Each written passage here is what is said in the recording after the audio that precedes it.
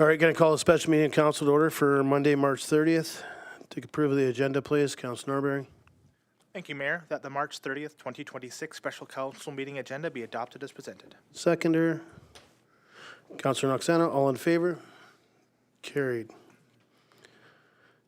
Delegations, Foundry BC, Colleen Purcka, in attendance to share information about Foundry BC and Foundry virtual service for youth, families, and caregivers. Welcome.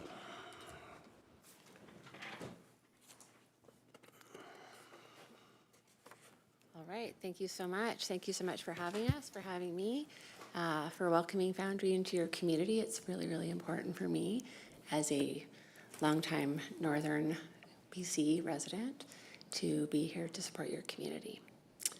So we always start with through Foundry with a line acknowledgement, acknowledging that the people who work on my team through Foundry Virtual Services live across many, many lands in the province, and we honor all of the First Nations for whose lands we live on and share and work and play. Excuse me. I also want to acknowledge that I come from Treaty 8 territory, and I am very grateful for all the time that I grew up there and all of the things that I learned from the people of Fort Nelson First Nation.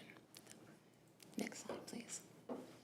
So Foundry BC is an organization that provides services for young people aged 12 to 24 and throughout their 24th year until they turn 25 throughout the province of British Columbia.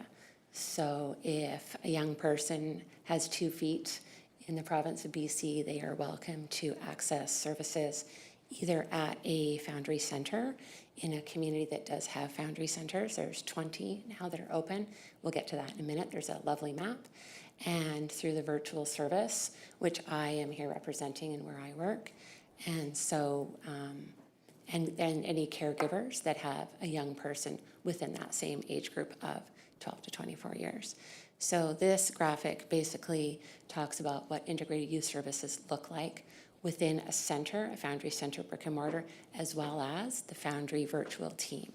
And so what that essentially means is that a young person or caregiver can walk through a door of a center or through our virtual door and be connected with anyone on the team representing all of those services and be connected to whatever they need based on how they're presenting, based on what they need, what they think they need, maybe what they don't know that they need.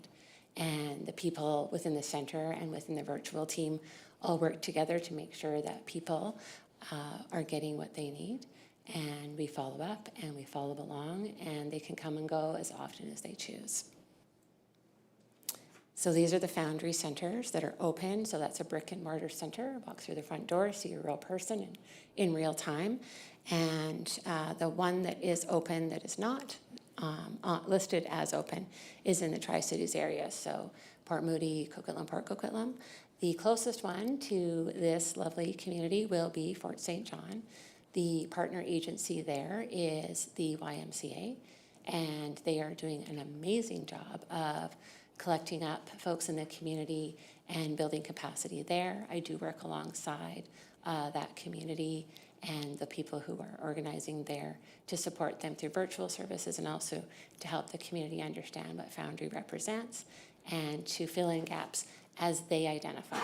Not as how I identify or anybody who works for Foundry. It is very community oriented with youth voice really being at a forefront.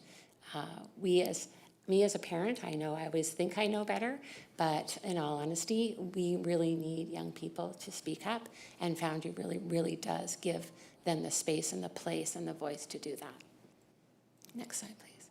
So Foundry Virtual, it is exactly what it sounds like. We're all, I think, quite accustomed to what virtual services are for so many things these days. So we, like I said, we are here to fill gaps in services in communities where they identify that there's a gap. It's not up to me to decide. It's not up to our service to decide. And we do know, me being from Fort Nelson originally and working as a school counselor, guess what? My young kids, my children really weren't keen to talk to me. And so in small communities, gaps or not, you might or they might not want to share what's happening for them with their next door neighbor, the people across the street, the person who used to babysit them. And so this does give folks an opportunity to reach out to really great service in total confidence. We are low barrier, which means they're self-referring. The only thing you need to do is load an app, and that's it. And they can walk through that virtual door and see a whole host of people that are there to support them. So like I said, it's 12 to 24. A person can create an account on the app throughout the entire year that they're 24 and receive services until they're 25 and a half. So we run off of the Zoom platform. So thanks to the pandemic, I think we're all very familiar with how Zoom works. And so a young person and caregivers have the opportunity to choose through the Zoom app whether they want to do video or they want to have audio, or if they're more comfortable with chat. Chat does allow young people privacy, maybe in a school setting or at home, or they can go on a walk and just talk on their phone. And so we really are all about meeting people where they're at physically and from a mental perspective as well. So good old App Store. The Foundry logo is this lovely, it's a little F, it's got some leaves, it's green and blue, and you click on it and it will walk you through caregiver or youth and asks you a bunch of questions. I did send some information in advance. This gigantic booklet around how to load the app. For some people, it's a breeze. For other people, it's less of a breeze, depending on your level of comfort with technology. So these are all the services that we offer. So we have counselors on our team. So they are all master's level, either registered clinical counselors or master's level social workers. We have youth peer support. I actually wasn't super familiar with peer support actually was outside of grade 12 students mentoring grade 8 students. And so what I quickly learned is that Foundry BC Central Office has an incredible training program for peers who have lived experience with a whole host of mental health and substance use challenges, and they've come through them, and they are then really valued members of our team and many of the teams and the centers, where they are often a first connection point for a young person who might not feel comfortable going to counseling because that can seem scary and formal. And the youth peer support as well as the family peer support really come from the lens of lived experience. And it's kind of like, I got through this and you can too. And so they walk alongside and help to support and connect, and then have the ability through that integrated youth services model to connect to all of these other programs that we have. So like I said earlier, we have really cool groups and workshops that can be signed up for online through the app. There are some explanations, but we have character limitations, so the website always has really robust definitions and information around what is expected in those groups. All of the folks on the team that do one-on-one work are well-versed in supporting young people and caregivers with substance use challenges.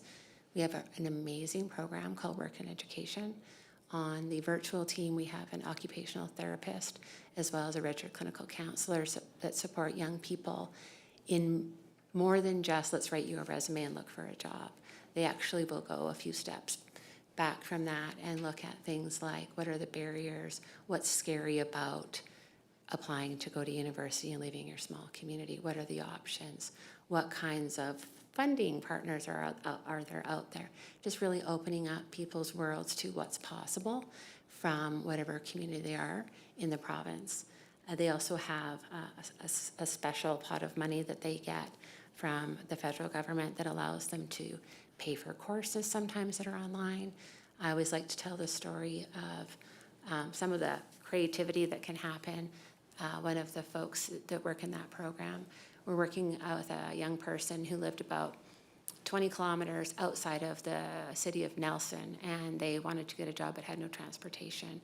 They applied for funding, and they got that young person electric scooter to be able to get to and from school, from their job, which I thought was kind of a cool, very creative way. So if you take nothing away from this at all, except that we have a very creative team that really, really bend over backwards to make things happen, that's definitely the takeaway. We have family peer support, so it's the same idea where lived experience adults supporting their own kids growing up and can really speak from that lived experience lens. So, and then we have some primary care. We have limited primary care, but it's definitely there for young people who are not attached to a primary care provider, which is like a gigantic percentage of human beings in the province these days. And we can do really cool things virtually.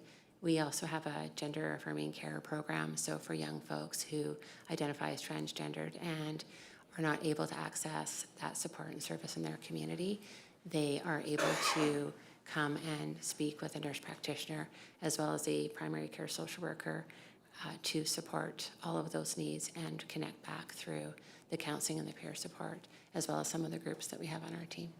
And then last but very not least, we have an Indigenous wellness, a peer support worker on our team who is Indigenous themselves, and they do the same idea with the peer support. In that peer support role, really supporting young people who are navigating a lot of challenges and being an Indigenous person in the world and how difficult that can be.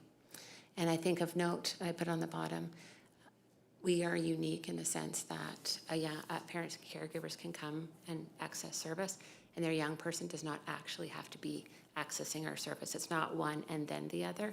It can be both or just parents. Next slide, please.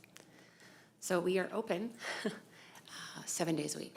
So as you can all read, so I won't have to read that all out for you. And so we do have something called same-day service. So Monday to Friday, we'll always have fresh, brand new appointments available every evening for the following day throughout the week. So if someone's experiencing a challenge that day, I can almost guarantee they will have an appointment the next day, and they can also book a week in advance.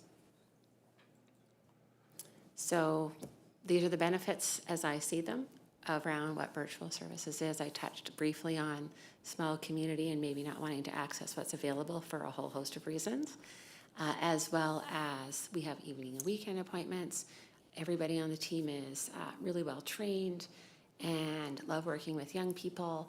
There's no transportation issues when you are accessing from your home and your cozy bed on your phone. And they get to have connection with people who don't know them, who don't see them in the grocery store or across the street. And they can show up as who they are without any judgment. And that can be such an amazing gift. Next slide, please. So what can we support? Basically, anything and everything. And if a young person is connecting with someone on our team, and let's say it's disordered eating and that's not their expertise, they will quickly connect them with someone on our team who maybe has that expertise. We definitely don't say that that every single person holds all of the things that people need, but I feel very confident that there is someone on our team that can hold whatever a young person or a caregiver is walking through the door with. Next steps, I left some print material here, and I highly recommend loading the app. If you want to see what a young person sees, pretend you're 12 and enter your information accordingly, because what a parent sees and what a youth sees, there's similarities, but there are a few different services that a young person would see that a parent does not. For instance, primary care. So primary care does not show up on the caregiver portion, and they would see different groups. And so as a caregiver, you're welcome. And as someone who maybe wants to share out services, highly recommend pulling your inner 12-year-old and creating 2 accounts so that you can maybe see both. And if you have any questions whatsoever, my information is there and available. And I am very hopeful, dedicated. I have so many ideas, and I do not want to lay my ideas on your community, but I am happy to have any conversations, to entertain any ideas around supporting groups and special interests and whatever comes up for the folks in this community. Thanks. Perfect. Thank you very much for your presentation, but also thank you very much for coming in and supplying all the information. This isn't the first time I've heard of Foundry, but I mean, Foundry's been a big part of our community since February 10th. Yeah, I've heard of, obviously hearing what's being offered out of that building is huge for our community. It's huge for our youth and the caregivers in my eyes. But I have lots of questions, but I'm going to go to Council first. Councilor Norbury and then Councilor Noxana. Thank you, Mayor. I'm kind of curious about your usage of in-person versus virtual. How much would you say you would see people in person versus you accessing your virtual services from Tumbler Ridge? Would you say like 50%, 50-50? That's a great question. I think right now, because there's a lot of services in person, it's in person. There are folks, so if we back up to October 2025, I was connected to someone from the school district in Dawson Creek, Jan Proul, who asked if I would be able to put together a student support program for the high school here, as well as the high school in Chetwynd, based on a pilot I had created in Fort Nelson. And so I was actually meeting with the high school here in December, and they had identified students at the school who were needing support. And we had put that all together, and it was to roll out on February the 12th. And so, yeah. So right now, when we talk about data, there are probably, the last time I looked, there's probably about 12 to 14 young people in your community who are accessing services with my virtual team. And then, so on the app, on Zoom, from wherever they are at home, for folks that live across the province that work on my team. As well, I was here within a few days of the event, and of course, fielding all kinds of things. I'm a clinical counselor, but on this team, I do this kind of work. And so definitely saw people in person myself. And then starting today until the end of June, we have a Foundry counselor, for sure one, and maybe two, every week at the high school from 10 until 2, just hanging out, doing drop-in, games, visiting, doing all the things. So right now, that's where we sit. We have someone from our central office, one of the directors for Foundry BC, who has installed herself in your community. She is your newest member right now. She lives in Prince George, but she has dedicated to be here for the long term. Thank you. More later. Councilor Noxana. Thank you. You had mentioned that young people can access this care until they're 24 or like their 24th year. After that, is there a referral program if someone needs ongoing care into like Northern Health System or some other system that their case can follow them as they age? Absolutely, great question. So the team is encouraged, and it is definitely part of our policy that if a young person's accessing our services, say now they're 23 and they're kind of 24s on the horizon, to be looking to what wait list do they need to be on, because we know wait lists are long, 18 months, 2 years sometimes, especially for programs that have no cost. And so that's the plan. That's like the case plan.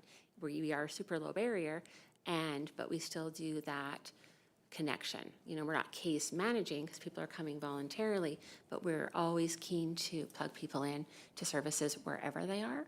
And so if you have a young person, say, who is here, and now they've moved on to a larger center, now they're going to school, there are folks that are very diligent at connecting them to services wherever they are for the long term. Absolutely.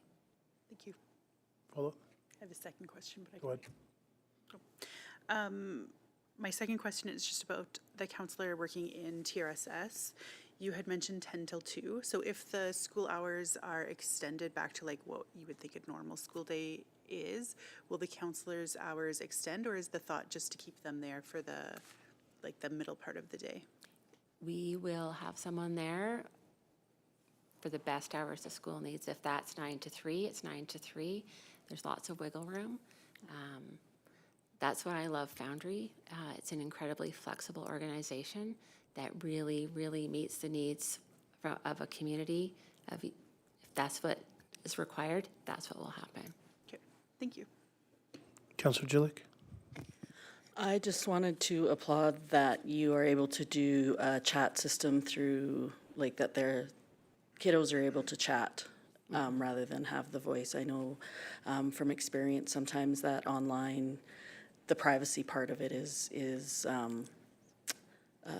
distressing, for lack of a better, the anxiety inducing, whatever that is. So I had never heard about being able to just chat before. So kudos to your organization for recognizing that and giving those kids an option to do that as well. So, and thanks very much for your presentation. I had heard of you, and it was just nice to see all of the other little pieces that I didn't know yet. So thanks for what you do and the rest of your crew does.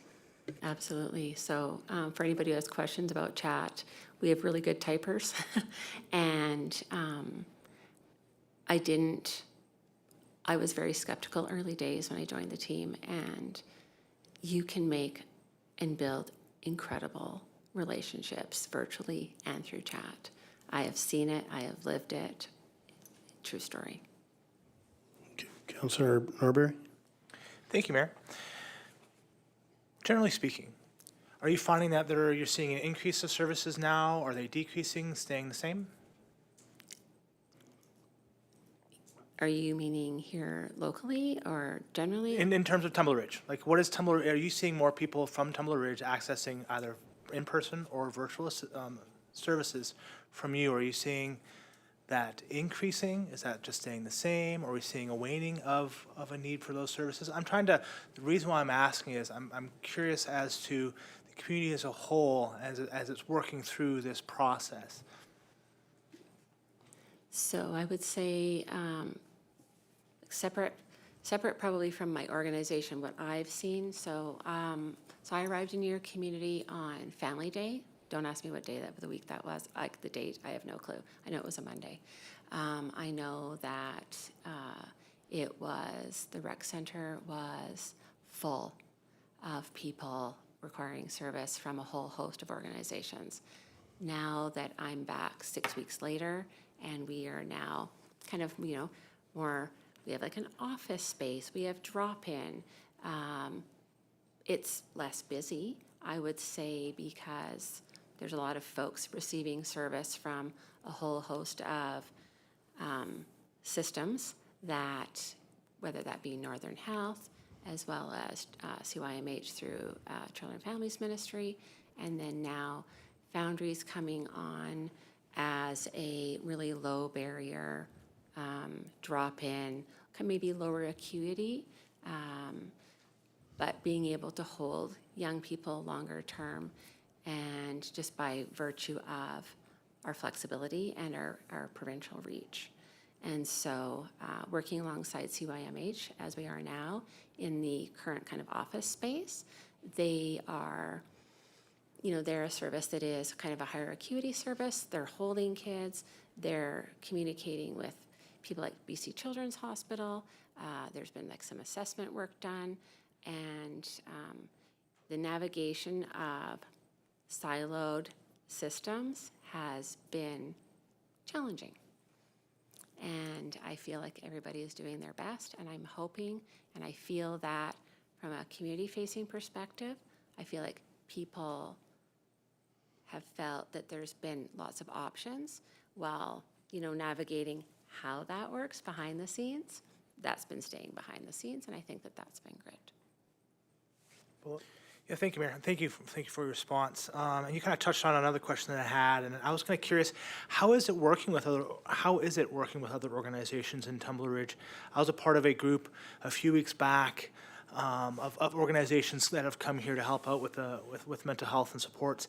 And that was one of the things that I asked, and I have asked recently at our PAC meeting, is how's everybody working together? And can we advocate two different organizations to ensure that everyone's talking together so that we have seamless, as seamless as we can, operating efficiency? That is a really good question that I don't know if I have a great answer for that I can be recorded saying. I'll be super honest. I have definitely been around the block a few times. So I think that if you look, like, there's some folks that are representing each organization kind of from an operations standpoint, and they meet regularly.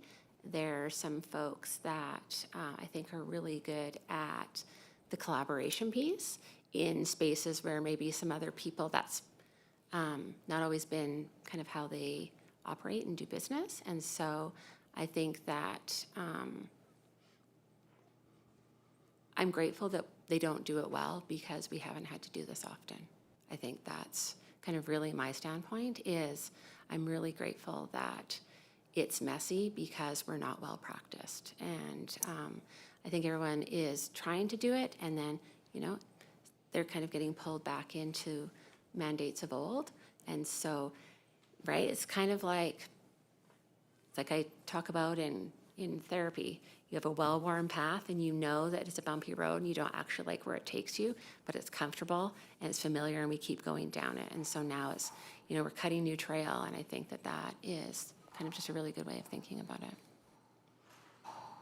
Hello. Thank you. The last question that I had is, I appreciate this isn't going to be a silver bullet response, but from your perspective, what can we be doing to supporting our youth as we're going through this?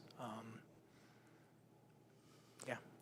Hey, you know what? I did a whole presentation at some international conference about this last year because I have a lot of thoughts around, especially around small communities.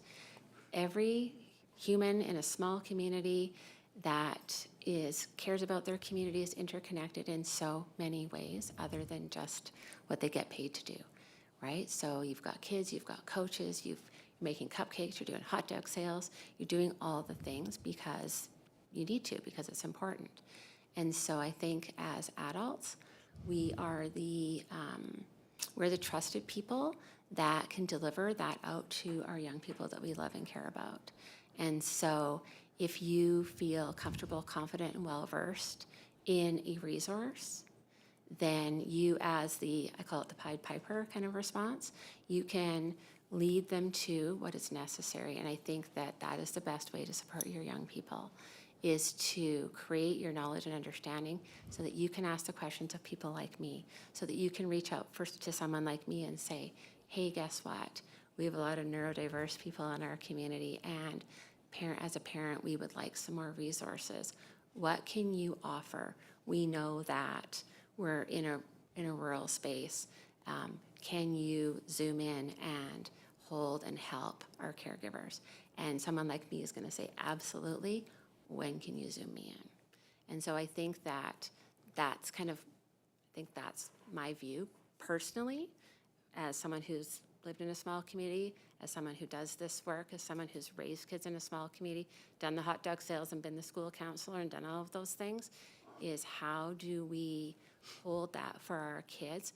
You get to vet. You vet those people and those organizations to make sure that they meet your needs as caring adults, and so that you can trust whatever you're rolling your kids into, it's going to work for them. Great. Thank you. Thank you for coming in and being here for our community. Absolutely. Any other questions from council? A couple.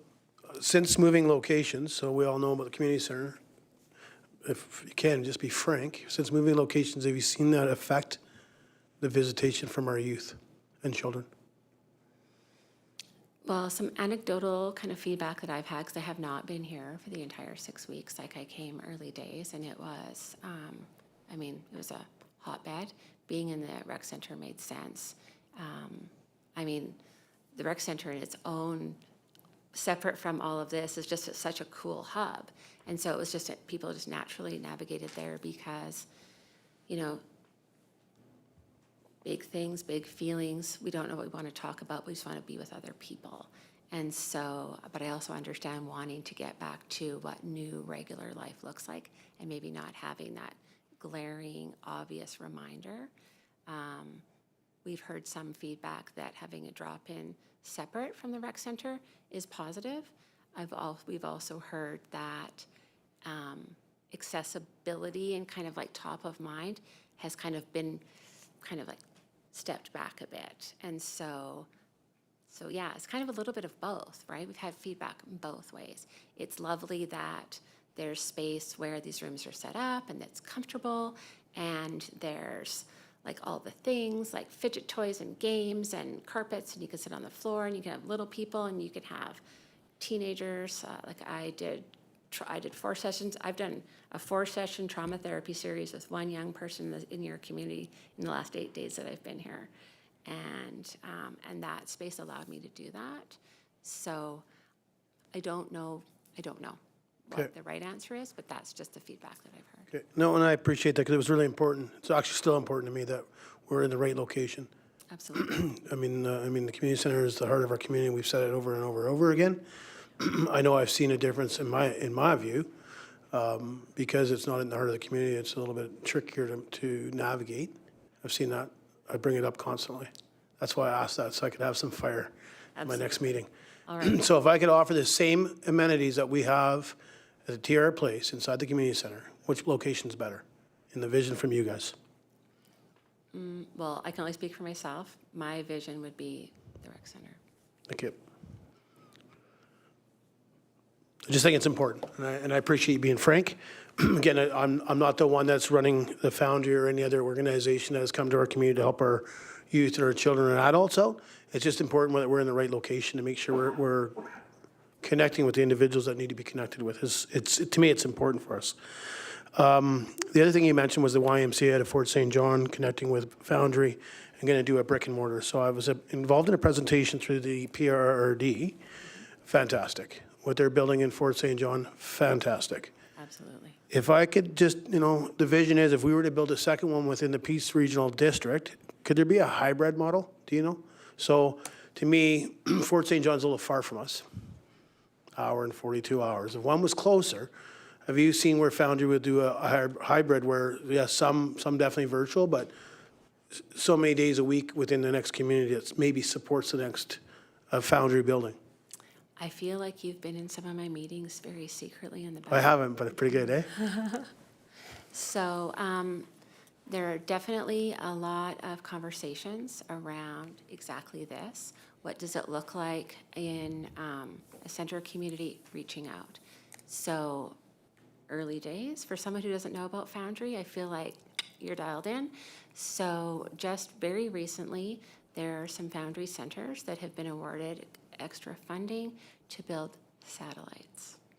So right now there is so I live in the Okanagan, so Kelowna has a Foundry. They've been awarded funds to build a satellite in West Kelowna. Penticton has an existing Foundry. They're building a satellite in Summerland. Caribou-Chicolton, so it sits in Williams Lake, is building a satellite in 100 Mile House.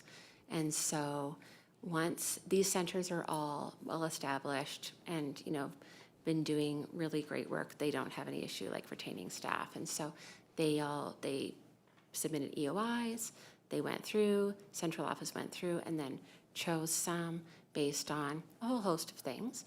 And then they were awarded funding, and then of course they're also fundraising in those communities because that's how Foundry works. It's a partnership with a lead agency and central office who provides kind of like the overview, the template, the support for things like branding and communications and engagement and things like that. So is it possible? Yes, the short answer is yes. And off the top of your head, do you know what the Fort St. John Foundry building's worth? Is it 3.6 million, am I right? I absolutely don't know, and you're probably right because I feel like you're dialed in. Okay, I'm pretty sure it's something like that. So. Okay, that's all the questions I have. Again, if you feel free to reach out if we're seeing a real decline, I would think, within the new building that was established. From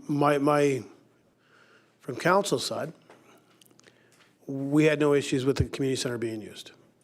So I know, in the same aspect, it came together where, there was some other space and trying to look at things. But if we're in the wrong location, we need to figure that out. Worst thing we can do is not have our children or our youth of our community getting what they need. And if they're having a hard time navigating, if there's a different way that we can navigate that, I know we're doing lots of placemats and lists of everything that's being offered. Are we, sorry? Kids don't generally read those, let's be honest. Exactly, it's gonna be the parents, and that's what I'm thinking, maybe we need to do a different placemat that is, I will be signing in to see, as a child, what that looks like, and maybe that's how we have to actually look at doing a placemat, is doing it from that realm of the younger age where it actually grabs them. And we're being recorded, so here we are. I'm just going to speak out of turn. And if you want any support with that, we have an amazing communications team that can make it beautiful. Okay. No, I think any involvement's great. It just helps our children and our youth out. That's what we're all here for, including staff. I can't speak on behalf of staff. That's why staff's here. That's, they've been working hard at this too, and just want to make sure we have the right process going forward, because we want to make sure we don't lose a child or lose a youth in regards to they don't get the help they needed and then go somewhere else to get the help. And we could have got it right here in our own community with all the help we have. Absolutely. And I think it's important to make those connections. All right, anything else from council? All right, I think it's great that you came tonight. I think one is great because we have it on our YouTube. So people can hopefully be watching and know that they can go virtual. They can sign up, even if you're a youth or whatever, you can sign up yourself. So again, after the meeting, I'll try signing up and see how it goes. But I appreciate you coming in. I think it's really, really important, and we thank you for coming to Tumbler Ridge. Absolutely, and I will be here again in June. And please reach out. I have 1 million ideas that I would love to talk about. And yeah, Perfect. Thank you very much. thank you.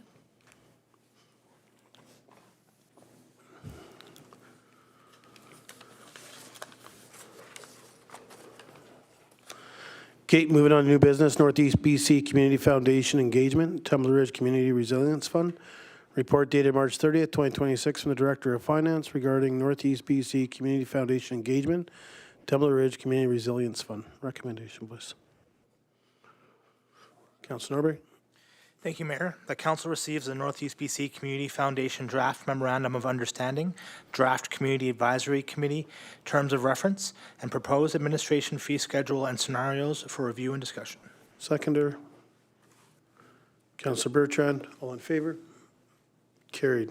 Councilor Norbury, start it off.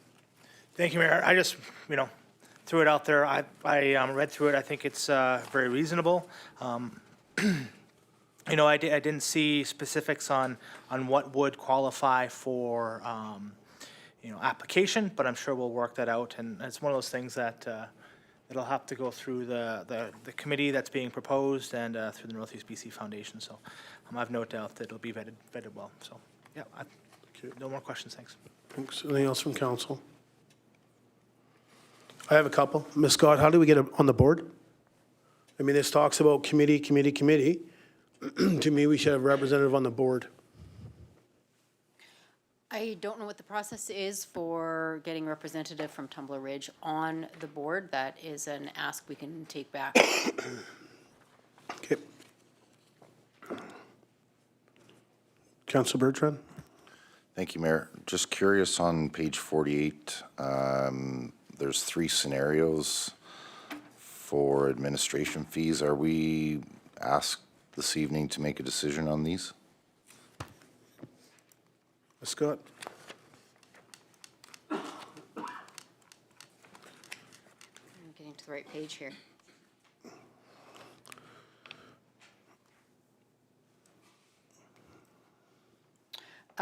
I will ask the Director of Finance if he can provide that information for you.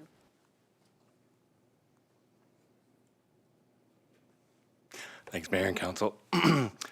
So I just, in conjunction with Jennifer Moore at the Community Foundation, I just drafted just a proposal in terms of what, with 3 different amounts, hypothetically what we could receive at the foundation. And I just kind of drafted this up with what the board has proposed as their administration fee. So I just did this in 3 different amounts just to kind of demonstrate what the admin fee would be regarding what they've proposed as their kind of graduated fee, going away from the 5% for the full amount and just doing the first million 5%, second million at 4%, and then ongoing after 2 million would be 3%. So it's not really a decision. It's just, this is what the boards, if you guys want to have more discussion on what the fee structure looks like, they've already met, their board has met, and they're willing to modify their existing policy, which was 5% across the board, into this like 3-stage fee.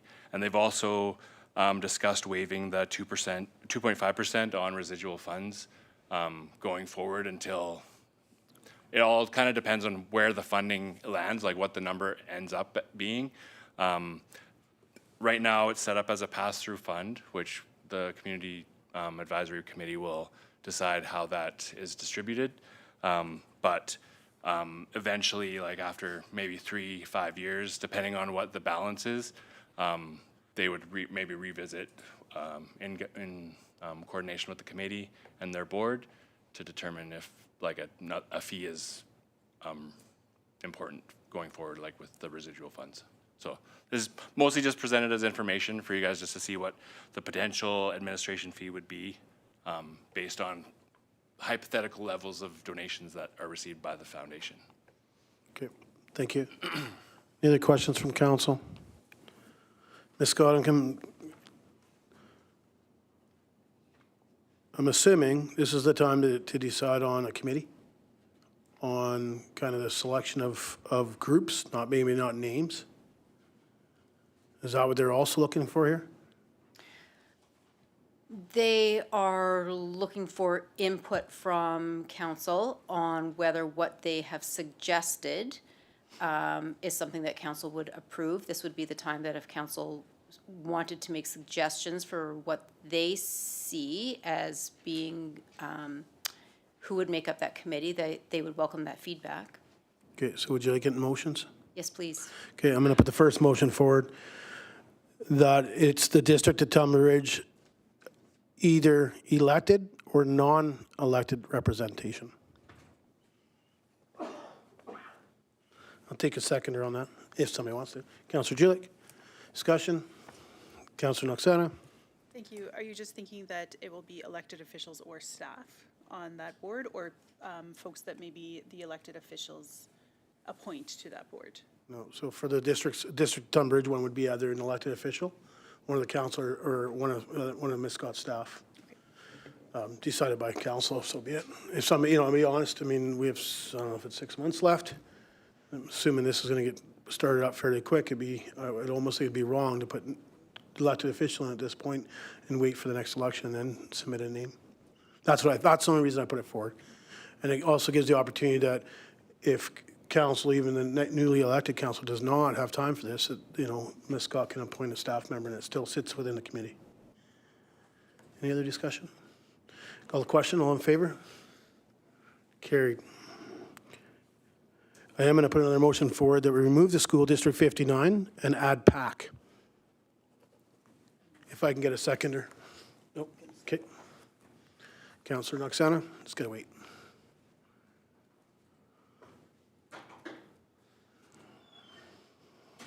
Councillor Noxana, second that. Discussion? I'll make a comment. The reason I made that motion is I think when we talked that it's a community advisory group, it should be a community advisory group. So School District 59 doesn't, unless we stipulated who was put in for School District 59, which I don't think would be our right. This way we have whoever from PAC, who is, to me, I did attend a PAC meeting, has a fairly good pulse on working with the elementary school and our secondary school on needs of the schools. And in regards to that, it's also the children. So I think it was a fairly important group to have on there, and to have two people, and just adding PAC to me would, we're just adding two schools on there, two functions of the educational system on there. That was my concept. Any discussion? You guys are easy tonight. All in favor? Carried. Somebody can grab Councillor Julik, please.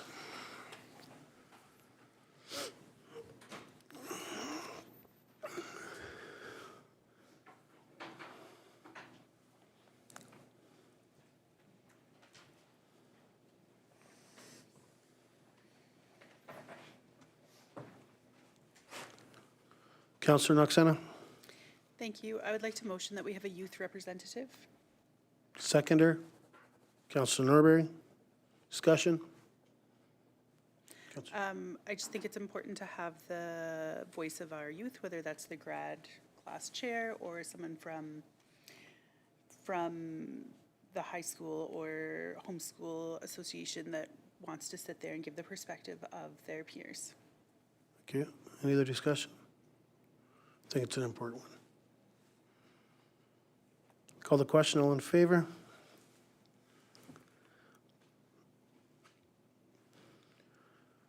Anything else from council? Councilor Bertrand? Thank you, Mayor. Just to go back to previous there about, CFO mentioned the 2.5% residual, and it says in here that it may be waived. I'm definitely looking for it to be waived, just in the fact that by the time it takes to create a committee to, meet, it's going to be well over a year, I'm sure. So I don't feel like we should be punished administratively and financially for taking time to make decisions with this fund. Put a motion forward, because it sounded like he already said they were willing to waive it. Am I understanding, Ms. Scott? Yeah, I'm just not sure how to word the motion. Ms. Scott, it sounded like staff had already said it was going to be waived. They would consider waiving it, the best- depending on how much was left. Right. Yeah, I guess that would be come year-end time, I suppose. We could ask for it then, I suppose. Okay, thank you. Okay, anything else from council? Councillor Noxena? Thank you. Looking at the subgroups here, it's fairly broad. Do they want specific organizations, nonprofits, I don't know, like residents, I guess, comes later, but how do they want these groups identified, or will that be identified by the foundation to invite people onto the board? No, my understanding is, Ms. Scott can correct me if I'm wrong when I read it through it, so eventually we'll advertise this looking for members. So we're looking for, it's 6 and no more than 10 members.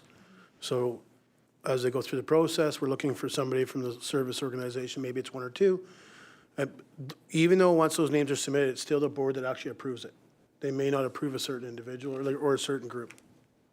It's still, they have the last say on the committee. Correct, Ms. Scott? I said. Yes, that's correct. And I don't think we want to specify exactly which organizations or which business leaders or which stakeholders at this point. I think that could change. And we want to leave it open so that anybody who's interested has the ability to apply, and then we can choose who we think is the best to represent on this committee. Okay, any other questions from council? I am going to put another motion for the staff reach out to Northeast BC CCF and ask for our board position for the district of Tumbler Ridge. Seconder, Councillor Norberry, discussion. Councillor Julik. I think it's like any other board. I think you just put your name forward. I don't know that I feel like I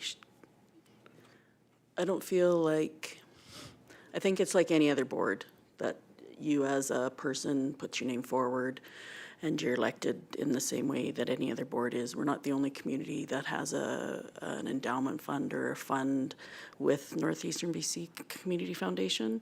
And I did a quick look, and it looks like their AGM is coming up fairly soon. And depending on what their board structures and bylaws are, that could definitely cause some hiccups.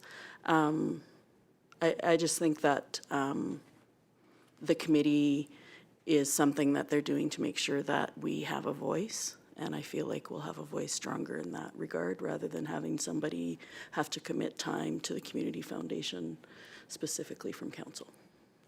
Thank you. I don't think it'll be from council, it could be from staff. I guess my comments would be, it sounds like to me most communities are already represented there except for Tumbler Ridge. Tumbler Ridge got asked or invited to join Northeast BC after a tragedy on February 10th. But my understanding, the way I looked it up, is every other community has a representation on that board. So I think this is an opportunity that if they're going to be holding funds for Tumbler Ridge, that we have a person on the board. That's why I'm putting it forward to ask that, even if they have to add it to their thing, because when we have a board, or we come up with suggestions from a committee, the board decides on the committee. The committee gets together, decides on some funds, the board decides that. I think it's important for Tumbler Ridge to have a voice at the board level. That's the only reason, because I looked it up too, and it seems like that communities have representation from the other communities. Councillor Julich? I just wanted to let you know, like, I'll be voting against the motion only because I don't have a good enough understanding about how their board system is set up. Not that I disagree with you, I just don't know what it looks like, so I'm not comfortable voting in favor. No problem. Any other discussion? Call the question, all in favor? Opposed? Councillor Julich opposed, motion carries. Any other discussions in regards to Northeast BC CF? Ms. Scott, just to confirm, no other directions needed in regards to this. Thank you. Thank you. Okay, put that paper away. Kate, Town of View Royal, Judicial Review Coalition Update, correspondence dated March 13th, 2026 from Sid Tobias, Mayor, regarding the Judicial Review Coalition Update, Provincial Housing Legislation Bills 44, 47, 13, 15, and M216. Recommendation, if any. Councilor Norbury? The council receives the correspondence regarding the Judicial Review Coalition Update for information. Seconder? Councillor Hoffman? All in favor? Carried. Okay, 4.3, Kraft Hockeyville, report dated March 30th, 2026, from the Chief Administrative Officer regarding Kraft Hockeyville. Recommendation, please, Councillor Noxana. The council authorizes up to $15,000 to be expended from council's initiatives budget for Kraft Hockeyville related to promotions, activities, and celebrations. Seconder, Councillor Julich. Discussion? Call the question. All in favor? Carried. Question and answer period. Any emailed in questions, Ms. Scott? No. Thank you. Take a resolution to close, please. Councillor Norbury.